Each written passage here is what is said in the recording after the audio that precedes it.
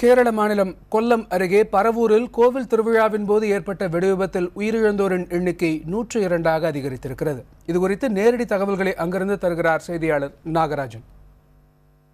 சுமார் 100 பேர்களுக்கு மேல் இறந்துள்ளதாக தகவல் வந்துள்ள கேரள மாநிலம் கொல்லம் மாவட்டம் பரவூர் அருகே உள்ள அந்த கோயில் தான் இருக்கிறோம். இந்த கோயிலுக்கு கூட இந்த வெடி குழாய்கள், அதாவது வான வேடிக்கை இரவு நேரம் முழுக்க நடைபெறுவது உண்டு. குறிப்பாக காலை வரை நடைபெறக்கூடிய இந்த வான வேடிக்கைக்காக அதற்கான குழாய்கள், இதே போல சுமார் 10க்கும் மேற்பட்ட இரும்பு குழாய்கள் இங்கு வைக்கப்பட்டுள்ளன. இந்த குழாய்களில் தான் அந்த வெடிமருந்துகளை நிரப்பி வான வேடிக்கை நிகழ்த்துவது வழக்கம். ஆனால் நேற்று நடந்த வான வேடிக்கை நிகழ்வு என்பது ஒட்டுமொத்தமாக பல்வேறு உயிர்களை பறிப்பதற்கான காரணமாக அமைந்துவிட்டது. இதற்கு எந்த வகையிலும் அதாவது அனுமதி கிடையாது என்று சொல்லப்படுகிறது மாவட்ட நிர்வாகம் தரப்பில்.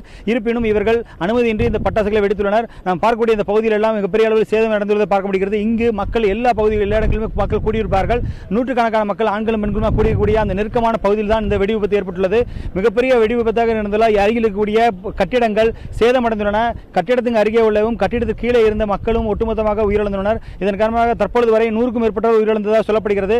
இந்த இடத்தில் திரு உம்மன் சாண்டி, அதாவது மாநில முதல்வர் உம்மன் சாண்டி வந்து பார்வையிட்டுள்ளார். அவர் உடனடியாக தேர்தல் அதிகாரியுடன் கலந்து ஆலோசித்து பேசி அடுத்த கட்டமாக இவர்களுக்கு தேவையான இழப்பீடு முழுமையாக வழங்குவதற்கான ஏற்பாடுகள் செய்யப்படும் என்று தெரிவித்துள்ளார். அதனையடுத்து பாரத பிரதமர் திரு நரேந்திர மோடி அவர்கள் இங்கு பார்வையிட வருவதாக தெரிவித்துள்ளார். எனவே வந்து கொண்டிருப்பதால் அடுத்த கட்ட நடவடிக்கைகள், அதாவது உயிரிழந்தோருக்கான இழப்புகள் குறித்தும் அதே போல இந்த சம்பவத்தில் தொடர்புடையவர்கள் மீது நடவடிக்கை குறித்தும் அடுத்து அறிவிக்கப்படும் என்று தெரிவிக்கப்பட்டுள்ளது. புதிய தலைமுறைக்காக ஒளிப்பதிவாளர் சங்கர் மற்றும் செய்தியாளர் கிருஷ்ண பிரசாத்துடன் கேரள மாநிலம் கொல்லத்திலிருந்து நாகராஜன்.